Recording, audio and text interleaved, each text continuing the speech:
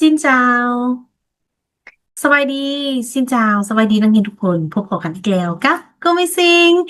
นี่แมนวิดีโอที่สองวิดีโออ่าคอร์สเรียนเนาะปึม30 นาทีเรียนภาษาเวียดโดยตัวเองปึมวันนี้นี่โอเคสำหรับนักเรียนคนใดที่ว่าเบิ่งวิดีโอนี้แล้วยังบ่ทันซื้อปึมเทื่อสนใจอยากจะซื้อปึมเนาะอยากจะเรียนภาษาเวียดโดยตัวเองบ่มีเวลาที่ว่าไปลงเรียนเป็นคอร์สหรือว่าโรงเรียนอยู่ห้องเนาะก็สามารถซื้อมาศึกษาเองแล้วก็ เรียนเพิ่มเติมในวิดีโอคอร์สการออกเสียงของเราได้เนาะสามารถทัก WhatsApp ตัวนี้ได้โอเคทัก WhatsApp นี้ได้เนาะเพื่อซื้อเปิ่มอ่าในสมองแล้วก็ได้แนะนำเกี่ยวกับวิธีการออกเสียงก็คือก็ได้แนะนำการออกเสียงสระพยัญชนะไปแล้วเนาะสำหรับวิดีโอนี้ในสมองนี้เราจะเรียนการออกเสียงวรรณยุกต์ในภาษาเวียดนามกันเนาะ โอเคเขาจะเรียนการออกเสียงวรรณยุกต์แล้วก็การประกอบคำในภาษาเวียดนามกันโอเคมาเราไปเบิ่งพร้อมกันเลย let's go ทำอีกเนาะเราจะมาเบิ่ง dấu thanh trong tiếng Việt ก็คือวรรณยุกต์ในภาษาเวียดเนาะภาษาเวียดจะมีวรรณยุกต์อยู่ทั้งหมด6 เสียงเนาะ6 เสียงภาษาลาวเรามี5 เสียงเนาะแต่ว่าเราใส่เสียงที่ว่าใส่หลายที่สุดก็จะมีเสียงที่บ่มีวรรณยุกต์ไม่เอกไม่โท แต่ภาษาเวียดมี6 เสียงทั้งหมด6 เสียงนี้ใส่ลายเท่าๆกันเนาะจังสารนักเรียนต้องจื้อเสียงวรรณยุกต์6 เสียงนี้ให้ได้เนาะโอเคมาเบิ่ง6 เสียงวรรณยุกต์ในภาษาเวียดนามกันเลยโอเคมาเบิ่งเสียงทำอิฐเสียงทำอิฐเฮาเอิ้นว่าโจงง่างเนาะโจงง่างก็คือเสียงที่บ่มีวรรณยุกต์เนาะเสียงนี้จะคล้ายคือกับเสียงแม่เอกเนาะ อ่าสำหรับเส้นที่โกเอามาเทียบให้ในเส้นวรรณยุกต์ลาวเนาะบ่อยากให้นักเรียนจือว่าต้องเป็นใบเอกเด้อก็คืออยากให้นักเรียนฟังแล้วก็ซ้อมเบาเพื่อที่จะเฮาจะออกเสียงวรรณยุกต์ได้ถูกต้องเนาะโอเคมาตัวนี้บัดนี้ก็จะยกตัวอย่างโดยตัวนี้ตัว B มันเป็นตัวบอมันบอกเขาอ่านว่าเบอร์แมันตัวบอตัว B เนาะเบอร์ส่วนตัว E ตัว E ตัวนี้แมนสระหยังสมมุติแล้วเราเห็นตัว E เป็นสระหยัง อีแมนแอเนาะสระแออีแมนแอสระแอตัวบีแมนเบอร์เนาะคำนี้เขาจะออกเสียงว่าเบอร์แอแบเนาะเสียงที่บ่มีวรรณยุกต์จะเป็นออกเสียงสูงเบอร์แอแบเนาะออกเสียงว่าแบเนาะคำนี้ออกเสียงว่าแบเนาะเสียงที่บ่มีวรรณยุกต์แมนเบอร์แอแบแบเนาะโอเคนักเรียนชื่อไว้ แบโอเคต่อไปแมนเดี๋ยวซักเนาะซื้อของเราแมนเดี๋ยวซักลักษณะของวรรณยุกต์จะเป็นลักษณะคิดขึ้นเนาะคิดขึ้นแบบนี้โอเคเนี่ยเห็นบอกวรรณยุกต์เนาะให้นักเรียนจื้อก็คือวรรณยุกต์ในภาษาเวียดทุกๆครั้งวรรณยุกต์จะต้องเขียนอยู่ทางถึงของสระเนาะจะต้องอยู่ทางถึงของสระโอเคตัวนี้วรรณยุกต์จะเป็นวรรณยุกต์คิดขึ้นเนาะ ออกเสียงวรรณยุกต์เดี๋ยวซักจะคล้ายคลึงกับเสียงไม่โทแต่ว่ายืนยาวกว่าเนาะยกตัวอย่างตัวนี้ออกเสียงว่าเบอแอแบซักแบออกเสียงว่าแบ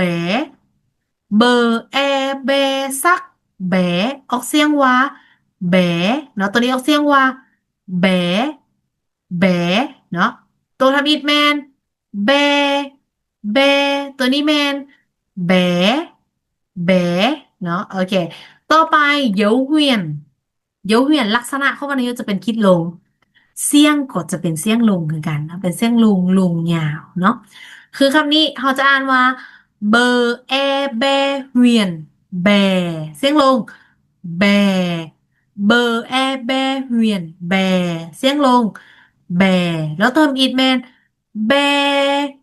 แบแบแล้วออกเสียงใหม่ แบแบแบแล้วเป็นเสียงลงแบโอเคแบต่อไปเมนเสียงเหยาหงาเนาะเหยาหงาตัวนี้จะเป็นเสียงคล้ายคือกันเสียงหน่อยหนึงเนาะโอเคเดี๋ยวกูจะออกเสียงให้ฟังตัวนี้จะออกเสียงว่าเบอแอแบหงาแบะออกเสียงเป็นแบะแบะแบะเนาะเบอแอแบหงาแบะแบะเนาะตัวบิดแมน แบแบแบแบแบเสียงขึ้นเนาะแบแบแบแบแบ นะโอเคต่อไปเป็นเย้าหอยเย้าหอยจะเป็นลักษณะคล้ายๆคือกับเครื่องไม้ท่ามเนาะวรรณยุกต์จะเป็นเสียงขึ้นแล้วลงโอเคนี่เห็นจือว่าเสียงของวรรณยุกต์เย้าหอยเป็นเสียงขึ้นแล้วลงเนาะโอเคยกตัวอย่างตัวนี้จะออกเสียงว่าเบอร์แอแบหอยแบขึ้นแล้วลงแบแบนะเบอร์แอแบหอยแบแบโอเคตัวทำอีกแมน แบแบแบแบแบเนาะตัวนี้มันแบเนาะเป็นเย้าหอยโอเคเสียงสุดท้ายเสียงเย้านางเย้านางจะเป็นเสียงคล้ายคือกับเสียงสระอะเนาะเสียงตัดโอเคตัวนี้จะออกเสียงว่าเบอร์แอแบหนังแบะออกเสียงว่าแบะเนาะเบอร์แอแบหนังแบะออกเสียงว่าแบะเนาะตัวนี้ออกเสียงว่าแบะโอเค อ่าวรรณยุกต์เนาะมีแต่เย้าหนักตัวเดียวที่ว่ามีวรรณยุกต์อยู่ทางกองเรื่องนั้นมันอยู่ถึงหมดเนาะโอเคมาบอกเส้นกันปัดหนึ่งตัวนี้แมนแบเสียงสูงแบเยาวซักแบแบเยาวเวียนแบแบเยาวงะแบะแบะเยาวหอยแบะแบะเยาวนั่งแบะ แบะเนาะโอเคเอาไหมแบะแบะแบะแบะแบะแบะโอเคมาวันนี้เราจะมาเบิ่งการประกอบคำเนาะการประกอบคำเสียงวรรณยุกต์นำกันคือยกตัวอย่างตัวนี้เนาะโอเคอ่าเมื่อกี้เนาะในสมุกแล้วเราได้เรียนพยัญชนะไปแล้วเนาะมาโอเควันนี้เรามาเบิ่งตัวนี้ โอเคสำหรับนาทีโก้กำลังเปิดนีแมนยูนาที16ห้องปึมภาษาห้องปึม30 นาทีเขียนภาษาเวียดโดยตัวเองเนาะโอเคตัวซีแมนตัวก่อบอกอ่านว่าเกอตัวเอแมนกาสระอาเนาะตัวเอแมนสระอาเนาะเกออาเยาวซักตัวนี้เป็นเยาวซักคิดขึ้นเป็นบอกโอเคเยาวซักคิดขึ้นตัวนี้จะอ่านว่าเกออากาซักกาตัวนี้อ่านว่ากาเนาะ เกออากาซักกาอ่านว่ากาโอเคตัวที่ตัวนี้เป็นตัวอย่างตัวที่เป็นตัวต่อนะคะอ่านว่าเตออันนี้เป็นสระอย่าง e a เนเอียนไม่หรอ e a เนเอียนสระเอียนเตอเอียนเตียนเวียนเตียนเนาะตัวนี้เตอเอียนเตียนเวียนเตียนเตียนแปลว่าเงินเนาะเตียนนะเสียงบอกเสียงวรรณยุกต์คิดลงออกเสียงว่า เตียนจะบ่เป็นเตียนบ่เป็นเตียนเนาะเป็นเตียนแปลว่าเงินตัวนี้ตัวเฮสแม่นตัวหอแม่นบ่เฮอเฮอโอเคเฮออันนี้ e a u เอียวสระเอียว e a u เอียวสระเอียวคำนี้อ่านว่าเฮอเอียวเหี่ยวหอยเหี่ยวตัวนี้ออกเสียงว่าเหี่ยวขึ้นแล้วลงเหี่ยวเฮอเอียวเหี่ยวหอยเหี่ยวเหี่ยวแปลว่าเข้าใจเนาะ เหี่ยวเข้าใจน้องเข้าใจแล้วแอมเหี่ยวโซยเนาะโอเคตัวนี้ตัวที่เป็นตัวต่อเนาะเตอโออีโอยสระโอยเตอโอยโตยโตยแต่เดี๋ยวเอาเสียงว่าโตยเสียงบ่มีวรรณยุกต์เป็นเสียงสูงโตยเตอโอยโตยโตยโตยแมนคอยเนาะโตยว่าคอยคอยแมนโตยโอเค ตัวนี้เจอเจอเป็นเสียงตัวจอเนาะจอเจอเจออันนี้เป็นสระเอาเจ้าเนาะ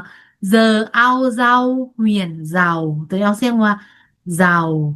เจ้าแปลว่ารวยเนาะรวยรวยมันเจ้าเจ้ารวยตัวเจ้าค่อยรวยประมาณนี้เนาะโอเค ต่อไปต่อไปตัวนี้เป็นตัวเมอร์เนาะตัวเอ็มเป็นตัวมอเมอร์เมอร์เมอร์แอแม่หนังแม่ตัวนี้ออกเสียงว่าแม่แม่แปลว่าแม่ในภาษาลาวเนาะเมอร์แอแม่หนังแม่แม่แม่นแม่ตัวนี้เป็นตัวดอมันบอกเดอเดออาดางาดาดาแปลว่าได้เนาะได้เนาะเดออาดางาดา ดาได้อันนี้มันเลอตัวแอลมันเลอเนาะเอออูเอลสระเอลเลอเอลเลวเนาะเลอเอลเลวอ่านว่าเลวเลวแมนดนเลวดนตัวนี้ตัวอามันซึ่งตัวลอฮันลีนเนาะเรอเรอเรอ เรอโออีโอยสระโอยเรอโอยโรยเวียนโรยหรือออกเสียงว่าโรยโรยหรือออกเสียงเป็นตัวยาวๆของภาษากันเลยเนาะที่ว่าหลายๆคนก็ออกเสียงคือกันก็คือโรยโรยหรือว่าโรยโรยตัวนี้จะแปลว่าแล้วเนาะโรยแล้วซองโรยซองโรยซองโรยโอเค โอเคทุกคนและนี่ก็คือเสียงวรรณยุกต์ในภาษาเวียดแล้วก็การประกอบคำเนาะหวังว่านักเรียน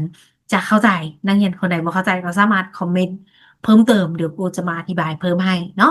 สำหรับคนใดที่ว่าฟังประธานไวยพูดนักเรียนฟังแล้วเปิดคืนฟังใหม่ฟังไปฟังมาฟังไล่เทื่อ